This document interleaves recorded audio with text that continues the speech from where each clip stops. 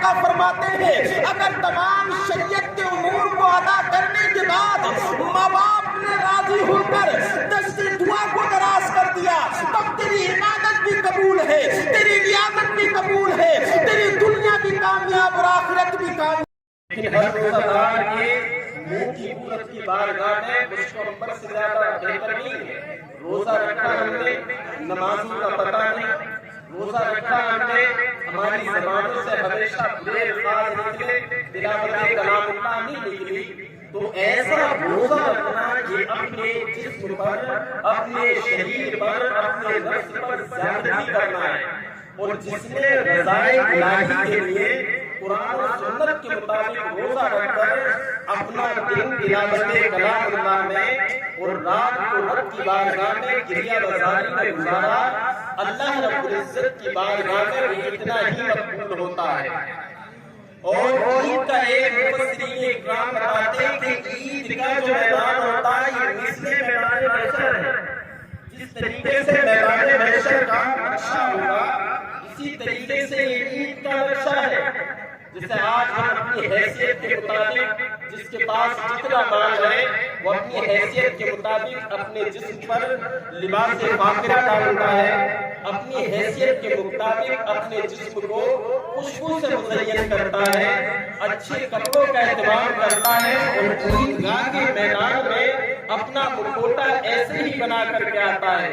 ٹھیک اسی طرح جس کے پاس دنیا میں دولت ہے تو دولت کی وجہ سے وہ عیدگاہ میں مزین ہو کر اپنے جسم کو سنوار کر اپنے جسم کو خوشبو سے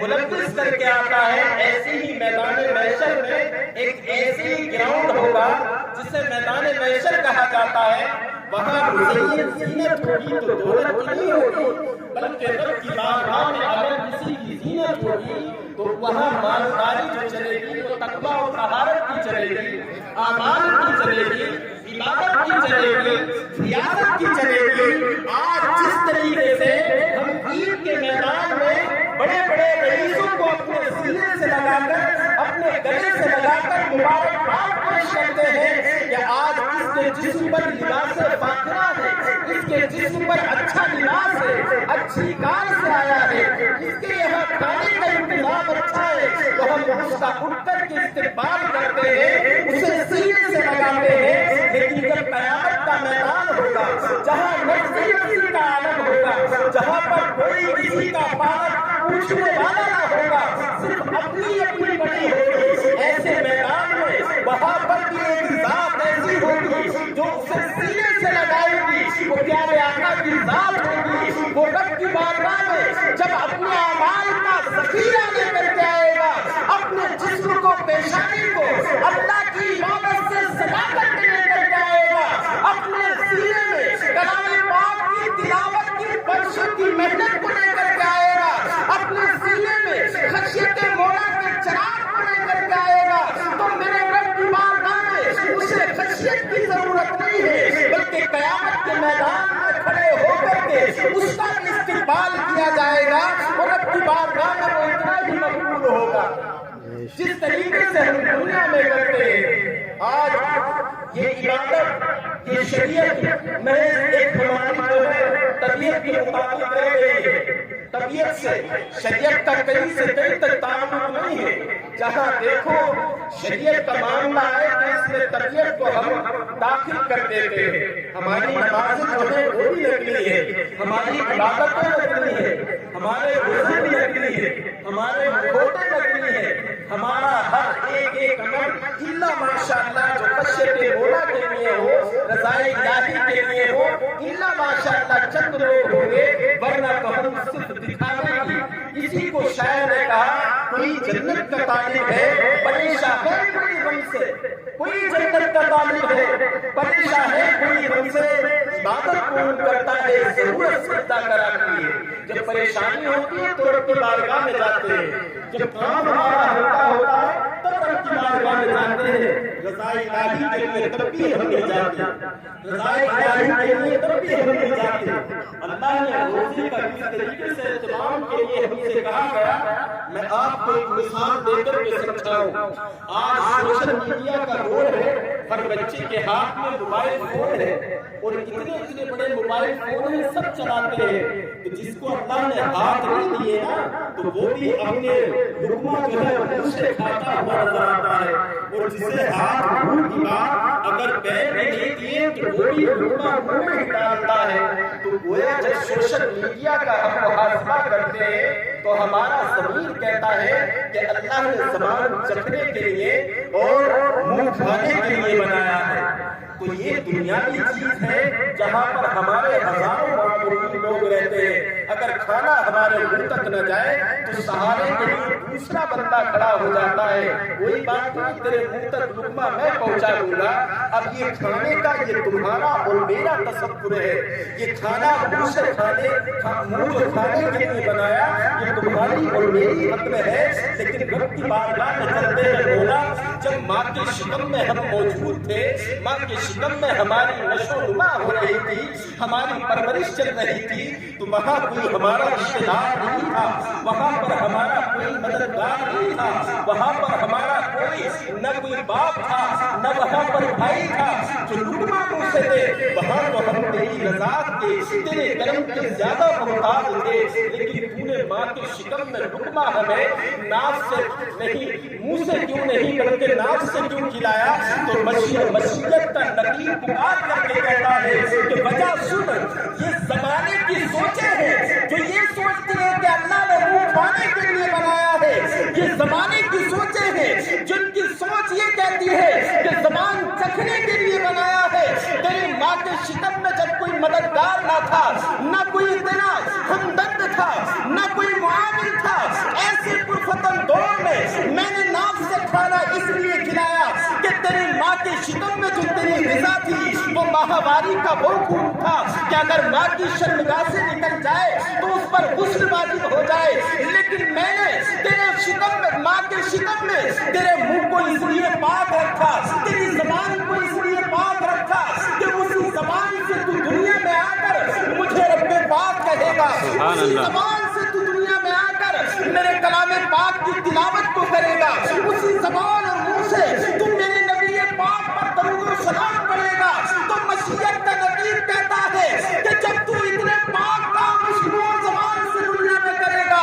تو تیرے رب کی ذات کو گوارا نہیں تھا کہ جس زبان اور منہ سے تلاوت کلام اللہ ہو، رب کی تسبیح و تحلیل ہو، اللہ کے رسول پر درود و سلام ہو، تو تیرا رب اس زبان کو ماں کے شکم میں کیسے نہ پاک کرتا؟ تو پتہ یہ چلا کہ اللہ نے زبان اور منہ تلاوت کے لیے اور اللہ کے ذکر کے لیے دی، لیکن ہم نے ذکر اللہ سے اپنی زبان کو تر نہیں کیا، بلکہ ہم نے اپنی زبانوں کو اگر تر کیا تو چگلی سے ایک دوسرے مومن کا دل دکھانے کے لیے، ایک دوسرے مومن کے چہرے پر غریبی کا تماچا مارنے کے لیے، اور پھر ہم آتے ہیں کہ ہماری عبادت قبول ہو جائے، ہماری ریاست قبول ہو جائے۔ یہ ساری چیزیں جب تک اللہ کی اس کلام کے مطابق شریعت میں داخل نہیں ہوں گے جس کے تعلق سے اللہ نے فرمایا یا ایھا الذین آمنوا ادخلوا فی السلم کافہ، اے ایمان والو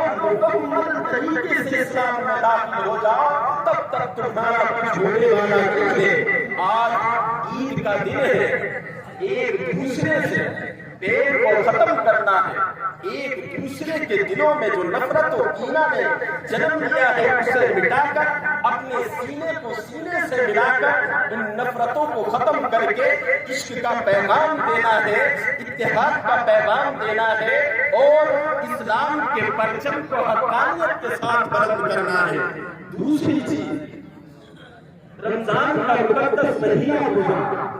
ہم نے 30 دن تراویح سنی، بڑی غور سے پیغام سننا، 30 دن تراویح سنی، ہم نے ہمیں بھی خوش کیا، ہم نے ائمہ مساجد کو بھی خوش کیا، لیکن شریعت میں طبیعت داخل نہیں ہوتی ہے کبھی بھی۔ شریعت میں آپ دیکھیں جو لوگ اماموں کو لاکھوں روپے کا نذرانہ دیتے ہیں ہم نے اپنے کانوں سے سنا ہے ان کے والدین خون کے آنسو ہوتے ہوئے نظر آتے ہیں۔ ہم نے دیکھا ہے کہ جو مسجد کا صدر بنتا ہے اس کے والدین کی آنکھوں سے رمضان کے مقدس مہینے میں آنسو زمین پر گرتے ہیں۔ اس نے کہا کہ آپ مسجدوں کے صدر بننے کے بعد میں ماں باپ کے سینے کو چھلنی کرو اور تمہارا یہ نذرانہ قابل قبول ہو جائے گا۔ ذرا غور کرو، راتوں کو جاگ کر بیماری میں شفا یابی میں تم نے 30 دن کلام پاک کی تلاوت کو سنا ہے، 37 رکعت نماز کا اہتمام کیا ہے، زکات کا اہتمام کیا، فطرے کا اہتمام کیا۔ ساری چیزوں سے تو تم آزاد ہو گئے، تم نے ساری چیزوں کو رب کے محبوب کی شریعت کے مطابق ادا کیا، لیکن رب کے محبوب کی شریعت میں یہ بھی ہے کہ اگر جس کے والدین ناراض ہیں لا یشم رائحۃ الجنہ، وہ جنت تو دور کی بات ہے، وہ جنت کی خوشبو بھی نہیں پائے گا۔ آپ کتنے بھی نمازی کیوں نہ ہو جائے، آپ کی پیشانیوں پر عیدگاہ یا مساجدوں کے نقشے کیوں نہ بن جائے، آپ کے سروں پر بڑے بڑے تاج کیوں نہ سج جائے، آپ کے مال کی آدھی زکات کیوں نہ نکل جائے، رب کعبہ کی قسم تمہاری زکات بھی رب کی بارگاہ میں قبول نہیں ہے۔ تمہاری عبادت جو 30 دن تم نے 37 رکعت نماز کا اہتمام کیا وہ قابل قبول نہیں ہے۔ جو تم نے رب کی بارگاہ میں اپنے نفس کو مار کر روزے کا اہتمام کیا، نفس کو مارا، بھوک کی شدت کو برداشت کیا، کہ رب کی بارگاہ میں قبول نہیں ہے تو پھر قبول کیسے ہوگا؟ تو رب قدیر کے پیارے محبوب فرماتے ہیں جب تم مالوں کی زکات دے دیا کرو، جب تم اپنی عبادت کو کر لیا کرو، رب کی بارگاہ میں پیشانیوں کو سجدے سے سجا دیا کرو، تو جا کر کے والدین کے قدموں میں بھی بیٹھ جایا کرو۔ دوسروں کو خوش کرنے سے زیادہ اپنے والدین کے قدموں میں جا کر اپنے والدین کو سلام کیا کرو اور کہنا کہ ماں کوئی زندگی کا لمحہ ایسا تو نہیں ہے جو تیرے دل پہ میرا وہ لمحہ لگا ہو جس کی وجہ سے تجھے پریشانی ہوئی ہو۔ اے ماں اگر کوئی غلطی ہوئی ہو تو میری عبادت بھی قبول نہیں ہوگی، میری زکات بھی قبول نہیں ہوگی، میری ریاضت بھی میدان محشر میں مار دی جائے گی، یہ میری شان بھی مٹی میں ملتی ہوئی نظر آئے گی۔ پیارے آقا فرماتے ہیں اگر تمام شریعت کے امور کو ادا کرنے کے بعد ماں باپ نے راضی ہو کر دست دعا کو دراز کر دیا تب تیری عبادت بھی قبول ہے، تیری ریاضت بھی قبول ہے، تیری دنیا بھی کامیاب اور آخرت بھی کامیاب ہو جائے گی۔ اور ماں باپ اگر ناراض ہے، ایک آنسو تیری وجہ سے نکلا ہے تو ساری عبادت ریاضت خاک میں ملتی ہوئی نظر آئے گی۔ تو مسلمانوں والدین کے قدروں کو چھو کر ان کی دعائیں بھی لیا کرو، لیکن آج دیکھا ہے ہم اس چیز کو نہیں کرتے ہیں۔ کیا فائدہ ایسے روزے رکھنے سے، کیا فائدہ؟ تو یہ مقبولیت کی سند لینے کے لیے اپنے والدین کی بارگاہ میں بھی جایا کرے جنہیں اللہ نے والدین کی دولت سے سرفراز کیا ہے۔ دوسری چیز، آج عیدگاہ کے وسیع و عریض میدان میں یہ اللہ نے ہمیں شکم دیا ہے، اس کی غذا ہوتی ہے کھانا، لیکن ہم نے اس کی غذا کچھ اور بتائی۔ ایسے ہی مساجدوں کی عیدگاہوں کی بھی غذا ہوتی ہے، مدارسوں کی بھی غذا ہوتی ہے، ان کا بھی کھانا ہوتا ہے، لیکن ہم اپنا پیٹ تو بھرتے ہیں۔ یہ اللہ کی عبادت گاہیں، ہم ان کا پیٹ نہیں بھرتے، ان کی غذاؤں کا انتظام نہیں کرتے۔ ہم نے اپنے جسم کو تو سنوارا، ہم نے اپنے نفس کو تو اچھے کھانوں سے جو ہے مزین کیا، لیکن یہ خدا کے گھر، یہ عیدگاہیں ویران ہے، یہ قیامت کے دن تمہارا دامن گیر ہو